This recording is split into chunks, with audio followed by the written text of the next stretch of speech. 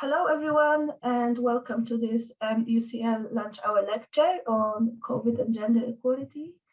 Our speaker today was supposed to be me, but I have developed a bit of a cough, which is very topical for this lecture, which makes it a bit difficult for me to speak for prolonged periods of time and not very pleasant to listen to as well. But Professor Alex Bryson has kindly agreed to do this lecture instead. So a few words about Alex.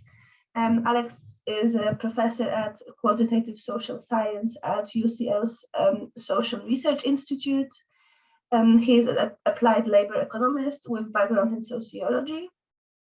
His work focuses on work unemployment relations and covers a wide range of topics, gender pay gap being one of them, as well as gender equality, amongst many others. And Alex and I work together with a couple of other colleagues that will be acknowledged in this presentation as well, on the project that investigates gender wage gap over the life course and across cohorts using British cohort studies, where Alex is a principal investigator of the project. And in today's presentation, he will cover part of the work that we conducted on this project, focusing on the implications of COVID for gender equality a year into the COVID pandemic, so using data collected from February, March 2021. Just before we begin, I wanted to let you know that there will be time at the end for questions. So this can be submitted, sorry, this can be submitted on Slido during the talk at any time. So if you go into Slido, or if you type in your browser sli.do, then there will be a pop-up window where you can put the hashtag gender equality as a code event, and it should take you to the website where you can submit your questions that I will monitor throughout the lecture. But unless it's any clarification questions that make it clearly impossible to understand the rest of the lecture, we will keep them until the end. So thank you very much for attending, and thank you to Alex for stepping in, and over to you, Alex. Thank you very much indeed, Regina. That's the presentation. Hopefully you can see that. Can you, Regina? So yes, Regina, as she said, was going to be the presenter. So she's done all the hard work on this. It is indeed a project with a bunch of other people. 3 of them from the Social Research Institute, Francesca Fogliano, Heather Joshi, and David Wilkinson. And the 2 papers that we're going to be talking about today are also done with our colleague at the Institute for Fiscal Studies, also Professor of Economics at Bristol, Monica Costa-Diaz. So the topic is about the role of the pandemic and how it's affected labour market gender inequality in 2 key respects: labour market participation and wages. And in order to explore this issue, we're going to use the UK birth cohort studies. So the first paper, there's already a working paper available at that web link there that you can directly download, is about gender inequality with regard to employment participation 1 year into the pandemic. And that's an important point, because most of the studies you'll be familiar with investigated these sorts of issues earlier on in the pandemic. And we're seeing implications over a slightly longer period of time, 1 year into the pandemic, when some of the worst effects were starting to be alleviated. And then the second paper, which is very much preliminary and exploratory at the moment, we're gradually making progress on it, will look at the implications of the pandemic for the pay gap between men and women, and specifically those who remained persistently employed. So that is to say, they were identified as being in paid work with a wage just before the pandemic, and then still in paid work a year later. So let's give you a little bit of background, first of all, regarding what's been happening to the gender pay gap over time. It's something that we've studied extensively during the course of our project. But here we're drawing on information from other studies going back to the early 1970s. And you'll see a red bar shows a simple raw gap between men's and women's earnings expressed as the female to male ratio of hourly pay. And then the blue bar does the same thing, but it adjusts for differences in human capital, specifically experience in the labor market and qualifications. And what you'll see there, of course, is that the gap does close somewhat when you condition on those things such that you're comparing like individuals. The other thing you'll see from the chart, of course, is that the bars are getting higher as we move from left to right. That means the gender wage gap is closing gradually over time. Even so, you'll see at the end of the period, according to Nicole Fortin's paper back in 2015, there's still a raw gap of roughly 18%, which even when you condition such that you get like individuals, like men and women with similar human capital investments, there's still a gap of about 10% that's unexplained.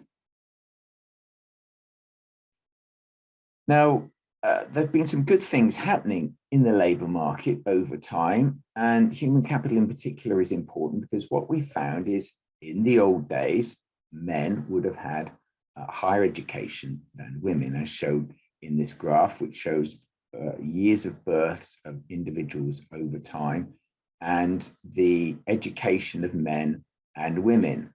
So we can see a difference between having any qualifications, these are the solid bars, and then tertiary education, which is particularly important, closing over time such that by the end of the period that I'm looking at here, women are now more educated than men. And that means, other things equal, if people were being paid for their productivity in the labor market, we'd expect that to have a profound impact on closing the gender wage gap. On the other hand, of course, we've got social norms and perceptions about the roles of men and women in the world, both in the home and in the workplace. And rather alarmingly, we continue to see the portrayal of women as housemakers and carers, whilst men, as you can see in this government advert, which for not surprising reasons was pulled rather quickly, and men are relaxing there with their family in the home, but it's the woman who's caring for the children and doing a lot of the household labor. And that will be an important backdrop to what we are going to be considering today. That was, of course, pulled, that advert, because there was a recognition that it was perpetuating gender stereotypes. So let's begin, and please feel free to interrupt me, Bajina, with any clarification questions that come up from the audience. We'll begin with the first paper, which is about employment participation of men and women over the course of the first year of the pandemic. So this pandemic should be seen in the context of recessions more generally. This isn't the first time that we've seen a profound shock to the economy that has had implications for men's and women's ability to stay in the labor market. People, as we know, will lose their jobs, they'll be dismissed, they'll be made redundant. And in previous downturns, studies suggest that it's men that often take the brunt. This, however, has been seen as a she session rather than a man session, with women taking the brunt in relation to the pandemic. There are potential reasons for that, in particular, that we're going to come on to around school closures and the like, and also the fact that this particular recession, which is health related, has had different effects on different people in different parts of the labor market. So the unlucky ones might be those who were caught out and demand for their labour may have fallen over time, perhaps because they were customer facing and there were individuals who were no longer able to go to shops and so on. Those sorts of workers may have seen a decline in demand for their labour, whereas other workers, in particular health workers, for example, and social care workers, would have seen a profound increase in demand for their labour. So men and women are occupationally segregated in a way that might have had implications for the impact of the pandemic on their labour supply. The government, of course, was very concerned about the potential profound impact that the pandemic might have had on labour demand and introduced, as a result, a massive injection of money, the coronavirus job retention scheme, which underpinned individuals' wages, up to 80% of them over a long period of time, for people in the labour market who went on furlough. And we'll be coming back to that. We had basically, when we were thinking about possible gender differences between about the impact of the pandemic on men and women, three broad ideas, three hypotheses, as it were, that we were testing in the data.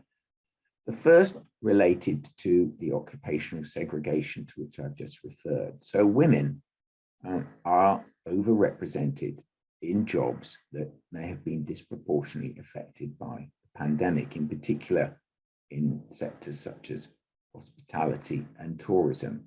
And that might have made their lives particularly difficult relative to the occupations that men may have been performing. At the same time, women are also more likely to work in sectors that faced increased demand for their labour, namely in health and social care. So a priori, it's not wholly clear whether this occupational segregation will have differentially impacted demand for labour in a way that could have adversely affected women, but that's something that we thought we should look at. The second hypothesis is based upon a very old theory coming from Gary Becker, a labour economist, who posits the idea that there might be, in a household with a couple, a man and woman ordinarily, that there might be advantages for that couple operating efficiently in terms of the allocation of their labour supply in the household. One person perhaps with higher earnings potential, focusing primarily on market labour, doing a paid job, whilst the person with the lower earnings potential might conceivably have stayed more at home to do home-oriented activities, such as housework, cleaning, helping children. And that, of course, is a very traditional view, and as I've already intimated, women are now better educated than men in the labour market, implying that their potential earnings on average might be higher than their male counterparts. But nevertheless, this is a traditional view, and one which may still potentially obtain, raising questions about the extent to which an efficient household allocation of labour may have meant that amongst couples, it could have been women who were less likely to stay in employment when a shock such as the pandemic arose, because their potential earnings might have been lower than their male counterparts on average.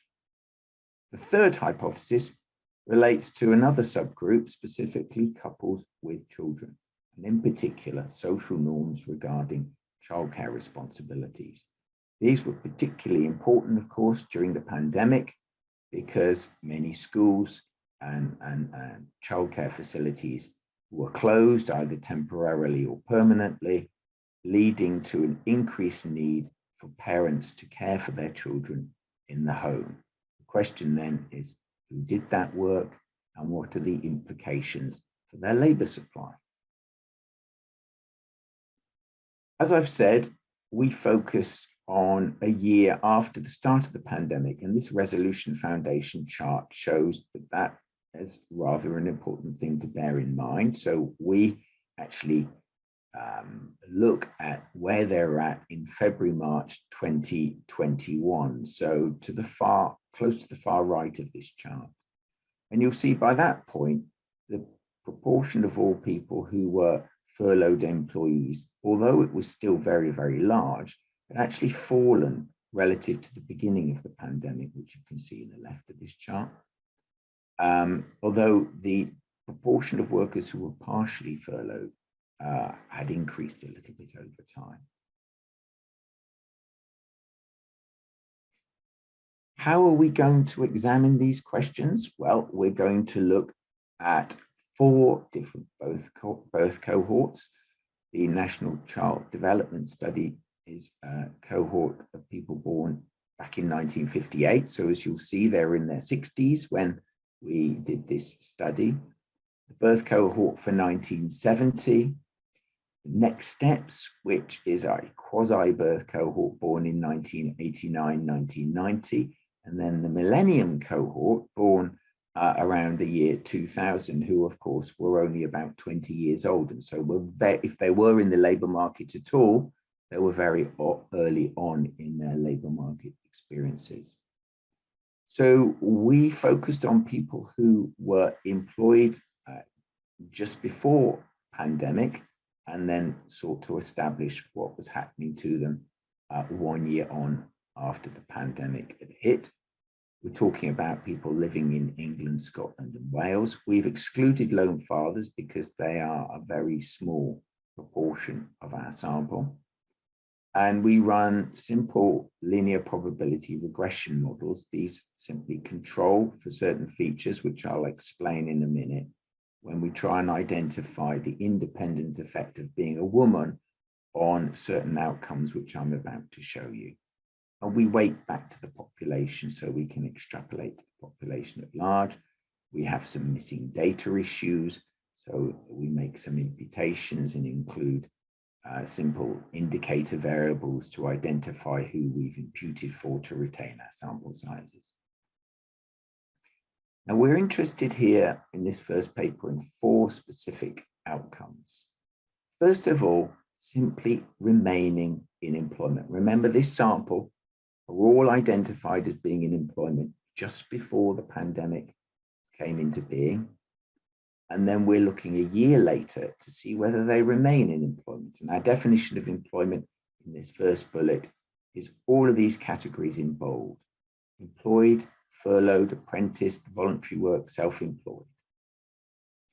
Then the second outcome we look at is narrower, because we're simply identifying those who are either employed, self-employed, or an apprentice and are actually currently working, actually doing their paid labor. The third outcome we look at is narrower still. Here we're looking at people who not only were in employment and were currently working, but they were actually in exactly the same job they were in back in March 2020. So these are the most stable of employees, if you like. And then finally and separately, we look at those who went onto furlough. So they're employed, but then they're not really engaged in their paid labor activity because they are on furlough.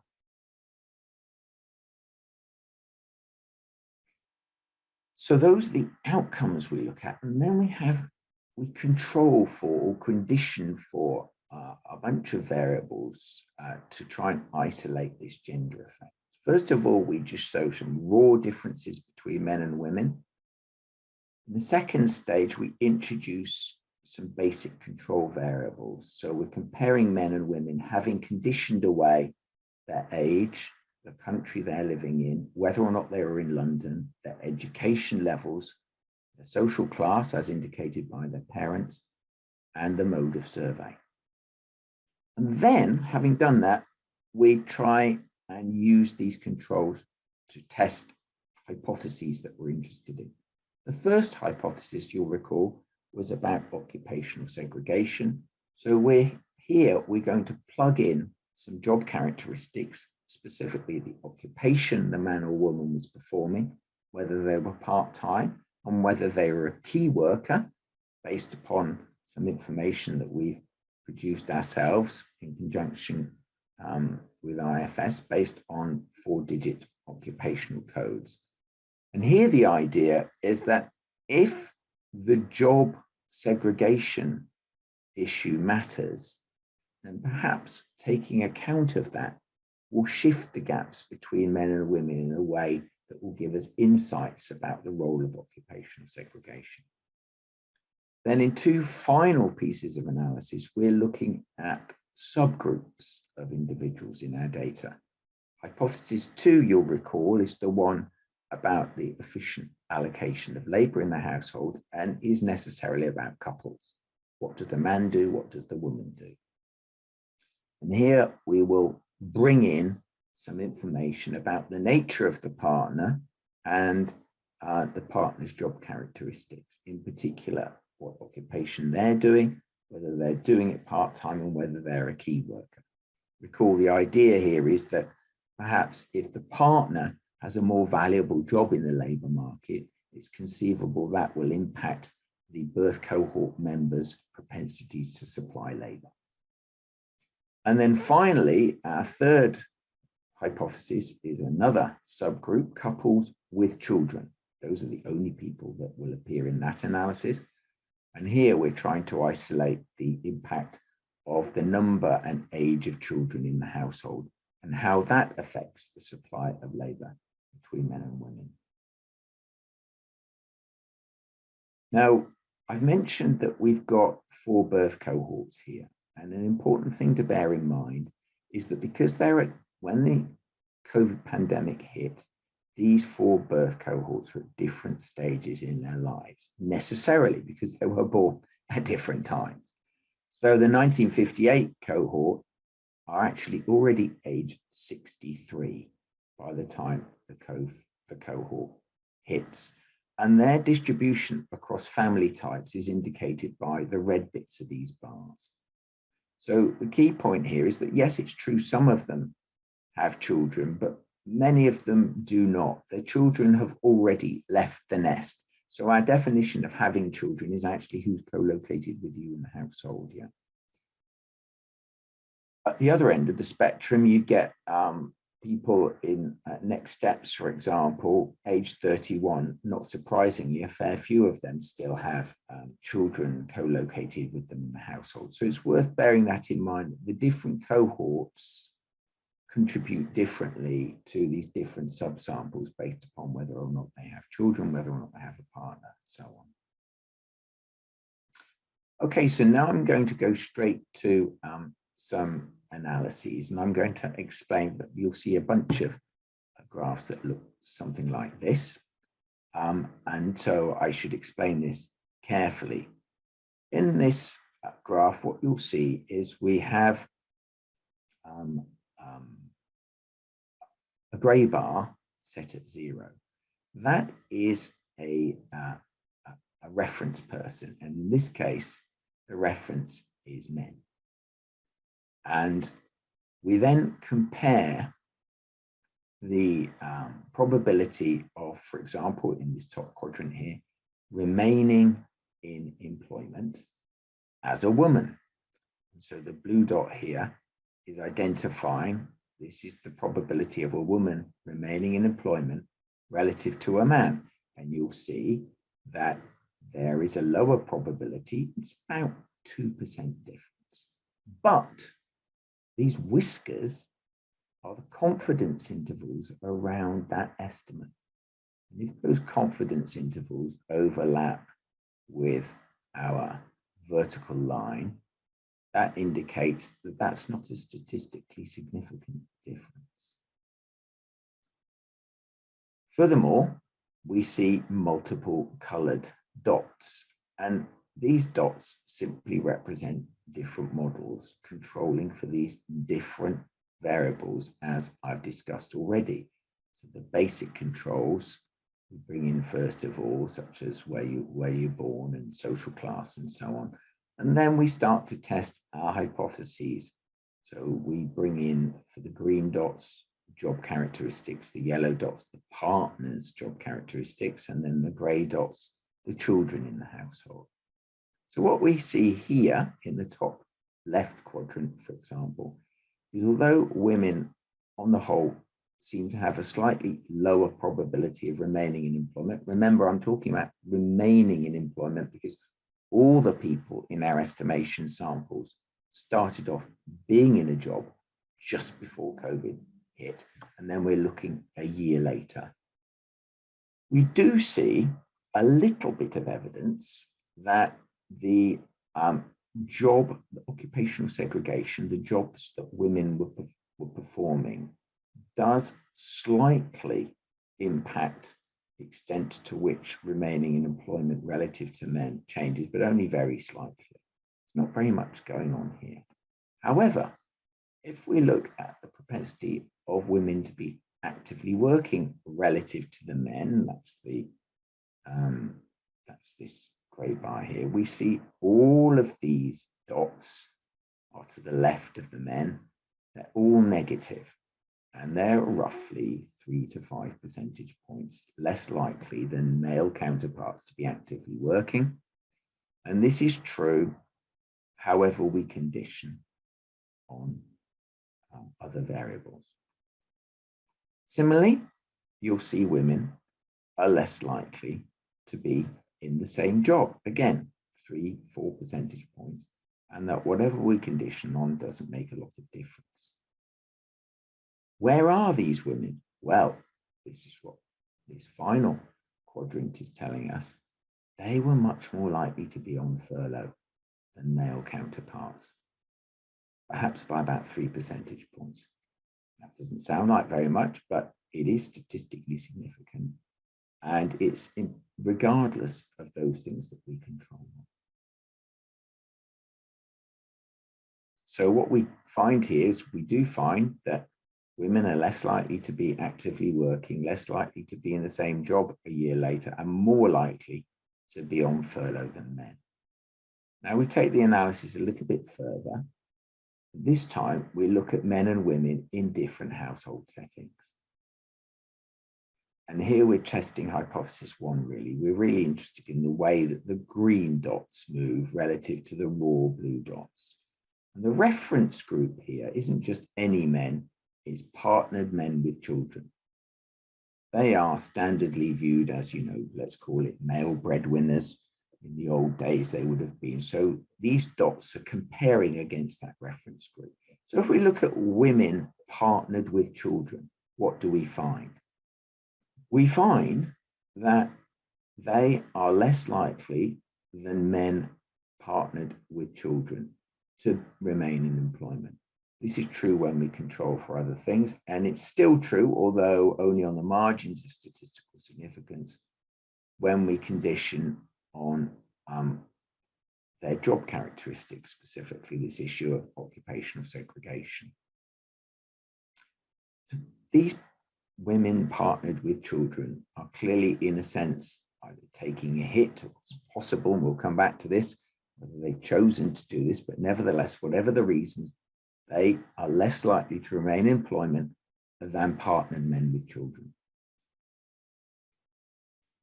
It's a bit different when it comes to women who are partnered with no children. We do see a raw difference relative to partnered men with children. When we condition on other factors, in particular, the baseline differences between men and women, this difference disappears. Similarly, women with no partner and no children, there's no significant difference. We don't have that many lone mothers with children in the data, so that's why these confidence intervals are wide, but you do see indications that they are less likely to remain in employment than partnered men with children. When we look to men, we see that when we condition on basic controls, basically any difference between them and the partnered men with children disappears. So what we observe in this particular picture is that the probability of remaining in employment is lower for women who are partnered with children and women without a partner with children. So that combination is related to being less likely to remain in employment. we do exactly the same thing again, but this time with two different outcomes: actively working and being in the same job. So if we look at both these things, again, the women partnered with children are disadvantaged in the sense that they are less likely to be actively working and they're less likely to be in the same job relative to the partnered men with children. And although the type of job that the woman is doing is shifting things a tiny bit, it's really not very much. We also see some evidence that women with no children on the margins of statistical significance here are less likely to be actively working and less likely to be in the same job. And that's true of women with no partner or children. So what we're now finding here, to some extent, when we're looking at active working in the same job, we're finding a difference between men and women, arguably regardless of the presence of children. When it comes to the men, however, they're pretty much of a muchness once we control for basic things. There are no differences between the propensity for active working amongst men who are partnered with no children compared to their counterparts with children, for example. Then we look at furlough. And again, we see this very big difference across, this is all types of women relative to the men who are partnered with children. The women, almost regardless really of household composition, are more likely to be furloughed. And the actual job type that the woman was performing does not appear, at least here, to be making much of a difference. Now we come on to a very interesting issue, which we've been able to consider because we've been able to identify which individuals were key workers according to government at the time, and therefore were expected to be basically carrying on working. And you'll remember that many of them will be female-dominated jobs in health and social care. Teachers would be amongst them, and so on. And what we find here is that even amongst key workers, relative to partnered men with children, the probability of being on furlough was higher for the women.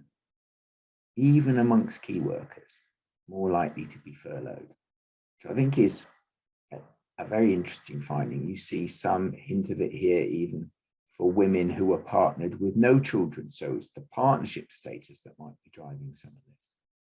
Amongst the not key workers, of course, you see it across a whole range of women, but for the key workers who were obviously key in the pandemic, dealing with the pandemic, dealing with health problems and so on, or there could have been people delivering things to your door. These key workers, there's a big difference between the propensity of being furloughed, women with children, even women partnered without children relative to men. I say big, I mean, it's statistically significant, it's 2 to 3 percentage points. The question, of course, then is why? Is this choice? And we'll come back to that. On hypothesis 2, we bring in the idea, and this is the orange dots, that well, maybe what the job that the partner was doing could matter. Remember, this is about the potential earnings of a man versus a woman in the labor market. If it was about the efficient household allocation a la Gary Becker, we might see some big shifts when we go to the orange dots, but we don't. The orange dots often lie directly under the green dots, for example. Yeah, so there's not any action here. It seems to run counter to hypothesis 2. If we run to hypothesis 3, remember this is the subsample who are with children. Does this make a difference? again, this would be in and around the idea that perhaps the age and number of children is going to play out in terms of gender differences and the propensity to supply labour and continue to supply labour in the marketplace. But what we find again is if we look at the grey dots, they lie roughly below the other dots. There's not really accounting for the composition of children in the household is really making very little difference. So again, there's not very much support for hypothesis 3. So to summarize, we see that a year into the pandemic, there remain adverse effects being experienced by women relative to men, especially if they're living with partners and children, even if they were co-workers. What about our hypotheses? Well, there's not very much support for them. Gender differences in the probability of employment are attenuated, but only a tiny bit when we account for job characteristics.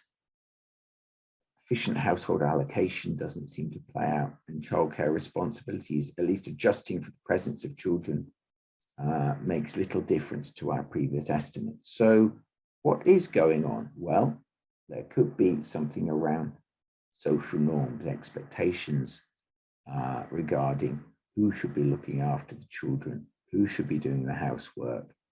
And that could well explain why it might be that some women are found, for example, to be on furlough, and that there's a higher propensity for that to happen relative to men, even if they are key workers.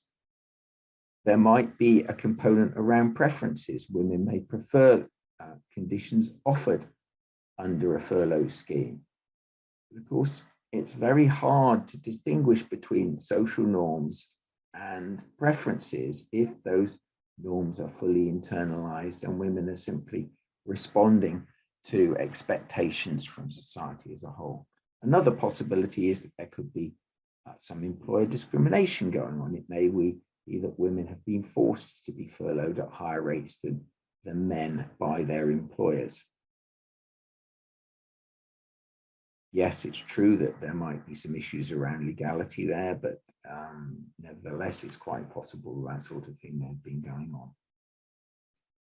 Okay, then let's briefly turn to paper 2. And here the issue is pay differences. Pay differences amongst people who were in employment before the pandemic and then a year later. And are there any differences in terms of gender regarding what happened to individuals' pay, conditional upon them remaining in employment? So our questions are, has the pay gap between men and women changed during COVID? If so, did it differ across the different generations? Remember, we have multiple birth cohorts here. And how does it relate to working from home? And you'll see that we've emphasized this. This is a very big issue during COVID and may continue to be so. So it might give us some insight to the development of the gender wage gap over the longer run.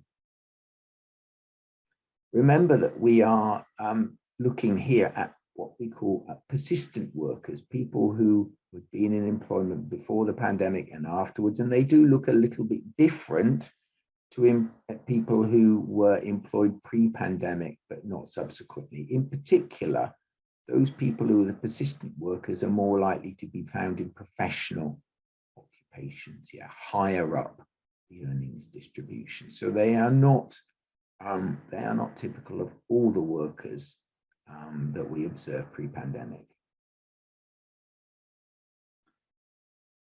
If you want to know something about the gender wage gap over time, this is your picture. And here we've constructed this. We go all the way back to the early 1920s, where amongst full-time manual workers, women were being paid as little as half of men in terms of the raw gender wage gap.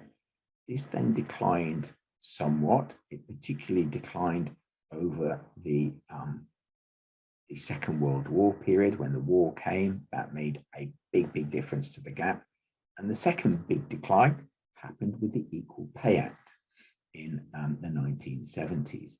Since then, we have had some other policy interventions, the national minimum wage and an updating of the Equalities Act in 2010. What you see is a gradual convergence, a gradual downward drift in the gender wage gap, such that by the end of the period, around 2019, 2020, you're still talking about a pay gap of about 10% between men and women for full-time workers. You can see the same thing. You can look at it in a different way. Here's across cohort. So this picture shows you two things. If you take any of these cohorts, let's take, for example, the baby boomers born in the early post-war period. What you see is across age, so across the life course, you see the gender wage gap starts out at relatively low when people are very young, but then it rises. And it rises and rises and rises until men and women reach their 40s, and then it starts to drift downwards again. This is a thing that we've observed and we've shown in some of the papers that we've done. But it stays still fairly high even into people's 60s. But secondly, for any given age, you'll see that the gap falls with newer cohorts. So here are the millennials, the youngest people. The purple line is well below the yellow line, implying that for any given age, the gender wage gap is shrinking. So new cohorts of workers come in. That's what's partly driving the downward drift in the gender wage gap. Now, when we look at differences in pay between men and women, again, this is a similar chart, but this time we're looking at log hourly pay, differences between men and women. What you can see is that for these different cohorts, there was a lower hourly wage for women compared to men, but that's before you condition on what they were being paid before the pandemic. If you look at that, that's the second dot, the sort of browny red one. And there you can see that pretty much accounts for the gap.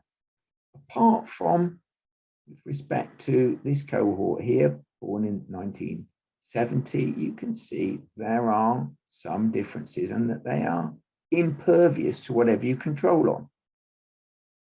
So you're talking about a downward drift of 1 to 2% in women's wages relative to men, at least for this birth cohort. This deserves a bit more exploration and examination. The millennium cohort, we see big difference. We see big confidence intervals there. So that's difficult because not many of them are actually in employment at the time we observe them. But Regina was very keen to explore the impact of working from home. And this is a graph taken from Nick Bloom's recent Royal Economic Society presentation for the United States, which is all about planning post-COVID working arrangements in the United States. And here, 3 distinctions. Those people who are going to be working fully on site, they're not going to be doing any working from home. And they are about a little over half of the workforce. And these people tend to be frontline employees, mostly non-graduates in low-paid labor.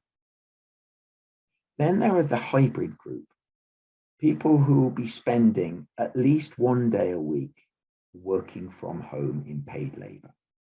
Almost a third of workers in the United States expecting to do that. And these people tend to be professionals and managers, mostly graduates who are higher paid.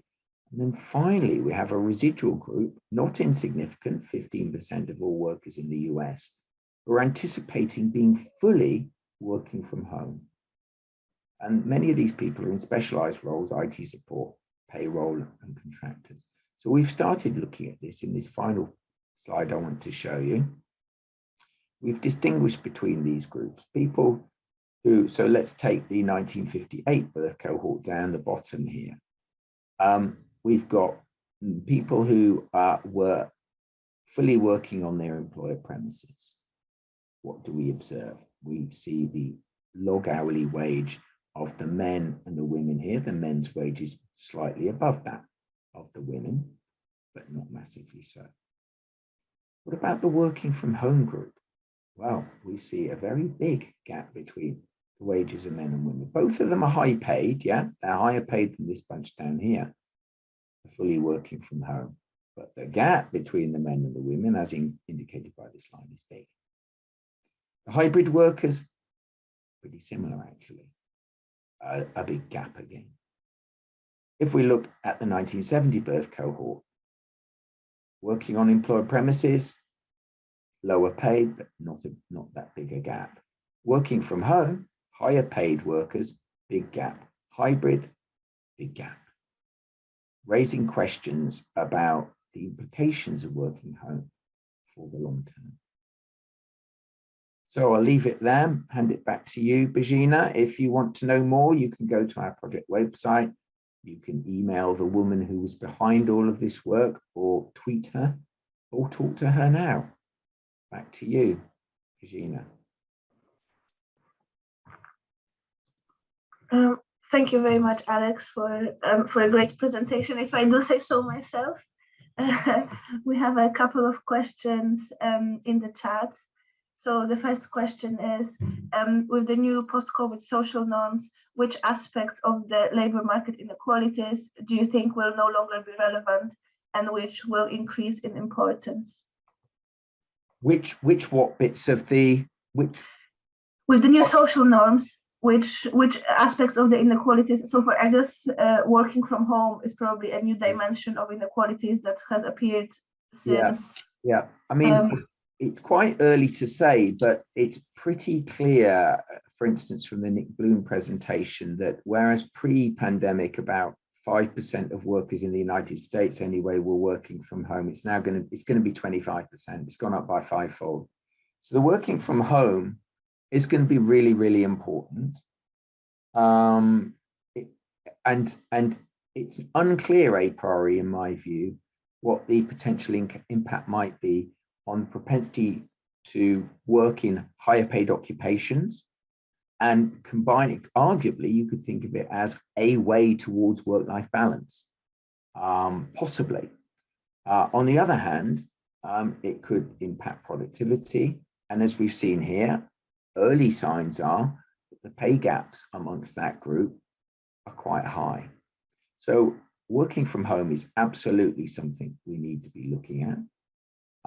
We've had some insight, I would argue, to the persistence of traditional social norms governing who's doing what at home. On the other hand, we do know from time use work done by our colleagues such as Oriel Sullivan that men actually did step up to some degree with child caring and were co-located with their children, even if they weren't fully caring for them, much more at home during the pandemic. Now, if men have got a taste for that, or in a partnership scenario, people are starting to realize they can organize their working and child caring in different ways. This could lead to different relationships between men and women in home as well as the workplace. And critically, biggest thing, I think, so important, one of the big drivers of gender wage gaps is the design of jobs, particularly the difficulty of balancing work and family life if you're required to engage in long hours working in the employer's premises. If we can move to a world, and I think many employers are doing so, where that's no longer deemed as essential, it's quite possible this will open up opportunities for women to engage in high wage occupations in a way that they feel comfortable with. So all of these things are on the table at the moment. And it's unclear, I think, a priori, precisely what will happen. So even though the primary shock has gone away from COVID, it's shaken things up and given people an experience of the world that they might not otherwise have had, which is making them reflect upon issues around who does what and where, how do we design jobs, what employers' expectations are regarding workers, all of which could have implications for gender equality in the long run. Some of them potentially negative, some of them potentially positive. So it's not all about education, as some studies suggest. I totally agree with that, Virginia. I mean, one of the things that's intriguing about the paper we've been doing is that the hypotheses that we were testing only had limited traction. We've got issues around, well, what were employers doing? Were they discriminating? How do these social norms play out? These are quite tricky things for us to actually capture in data. But certainly our analysis is pointing to those overarching issues. Thanks. Another question is, what do you think is actually happening to the gender pay gap, given there's been some contradictory findings? Yes, so I gave the impression in that presentation that there has been gentle convergence over time, but there have been one or two moments in history, world wars and massive policy changes, which have closed the gap. However, we have seen recently, with the government's requirement for larger employers to post the mean gender wage gap between men and women, that although the initial couple of years of that reporting was suggesting a reduction in the gender wage gap, I think in the most recent postings, which were just pre-pandemic, things went in the other direction. So there's one or two straws in the wind here, which is suggesting that that convergence is stuttering. That would be extremely worrying. Certainly, we haven't seen substantial progress on the gender wage gap for a long time, raising questions about policy intervention. If we carried on waiting, the rate of convergence, according to the work that we've been doing recently, is about 0.5 percentage point per year. Many studies point to a gender wage gap in the high teens. That would imply that, other things constant, you're not seeing convergence for another 20, 30 years. So there is a prima facie case, I think, for government to look again at what they can do to improve the gender wage gap in favor of women. Clearly, they're not getting the full returns from their educational investments at the moment. And that would imply to me that their productivity is not being fully rewarded in the marketplace. Yeah, there's a next question that leads on from this, I expect, which is, what's the policy implications of these findings? Yeah, so there's nothing to be complacent about here. I think there are a couple of key issues. One is, how do we drive down the gender wage gap further, as we did in the 1970s? Here we do have some new policies which could be powerful, in particular requirements for employers to report these pay gaps. Because if you're seen as an employer that's not doing well, or perhaps has moved down the league in being gender neutral, this will cause you reputational damage as an employer. So we need to evaluate these sorts of policy interventions to see whether they're doing what we might expect them to be doing. I think we need to supplement them. A good example would be the difficulties that women find in using existing legislation to make a claim for equal pay. That claim ordinarily is based upon equal pay for work of equal value relative to a male worker in the same workplace. The problem there, as we've shown in one of our studies under this project, is there's actually quite a lot of gender segregation in the labour market.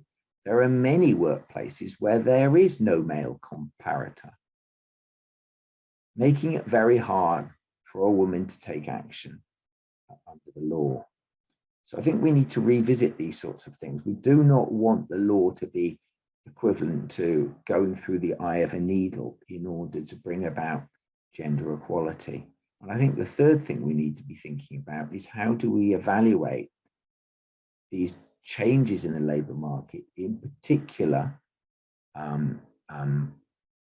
the role of working from home and how that might play out in terms of changes in the gender wage gap. The other final thing I'd mention, which we should mention, I think, is hiring discrimination. So although it's illegal in Britain to discriminate on grounds of gender when making appointments to a particular job, unless there's a good reason to do so, what we find from correspondence studies, which send out randomized CVs with just the change of male versus female on the CV, that the callback rates are much, much lower for women most of the time. And this has been a constant for the last 20, 30, 40 years. How do we make progress in tackling hiring discrimination? What are the sources of that discrimination? And how can we construct legislation which tackles it? And what about the compulsory reporting of the pay gap? Do you think that's helpful? I do, actually. So we ran a conference a year and a half ago, I think, in Nuremberg, where we got together people who this requirement is now common in many EU countries. And so many people, many labor economists are evaluating these things. And the general drift seems to be that it is making a significant impact on the size of the gender wage gap.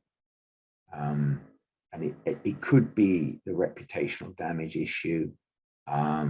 It could be the spillover to the way in which employers are considering and reconsidering their employment and rewarding of women vis-a-vis men. So early signs are that that's going quite well. I think other parts of policy, perhaps more problematic. For example, the issue around quotas for women versus men in the higher echelons of the labour market. We're missing a few of those targets that corporations were trying to achieve a little while ago. So there are issues about the ability of women to break the glass ceiling, as some have called it, and the role of employers and policy in improving things. Thanks. There's the next question. Someone says, I remember some key workers coming back from retirement to help with demand, for example, in hospitals. Does this research include this, and was this gendered? Well, that's, I guess we, obviously, when we're talking about that, we're talking about the oldest birth cohort there for the National Child Development Study, born in 1958. It's conceivable that we could tease out those people in our data, but I suspect that we'd be running into small sample sizes. So whilst that's an interesting issue, I think probably the data that we've been using are not the best to look at that issue. Yeah, I can confirm that we looked at different sort of subgroups, and even comparison. So like interesting comparison is comparing those who were furloughed to those who lost their jobs, because they both sort of in the same situation as if they're not working. But some of them are still supported financially, some aren't. But even this comparison is quite difficult to tease out, because the furlough scheme was so commonly used that there aren't even that many people who lost their jobs. So looking specifically at those who moved from retirement to employment would be definitely too small a sample to have any meaningful conclusions for us. And the last question is, the gender wage gap is normally explained by women's choice of job and choice to be main caretaker of children. Is COVID working from home just an extension of this? Yeah, so it is difficult for us in our analyses to identify the role of choice, preferences of men and women. And this is a long-standing debate in this literature. You have analysts such as Catherine Hakim, who've identified the potential role of female choice in explaining occupations that they go into, and, for example, the propensity to take furlough over COVID. However, most economists would argue that many of those, quote, choices are endogenous, in the sense that they're made in part with respect to the expected rewards that you gain from those choices. So, for example, a good example would be the likelihood of investing in your human capital is going to be lower if you face the knowledge that you could be discriminated against in the labour market. Another issue, another cost is societal norms. If the choices you are making are deemed to be inconsistent with what you view to be societal expectations about who you should be and what you should do, that can be problematic. It causes what psychologists refer to as role conflict. So quite often what appears to be an individual choice is partly determined by socially constructed norms, which some would argue should be challenged. So I think this is an ongoing debate, and it's one that we need to think about hard, because those issues are central to the paper that we've just presented. I'm not saying that we can solve them, but they've certainly become central to debate about labour supply and rewards in the labour market. What I would say is, even if gendered preferences are a factor in all of this, they're not the only one. I've mentioned clear evidence on hiring discrimination.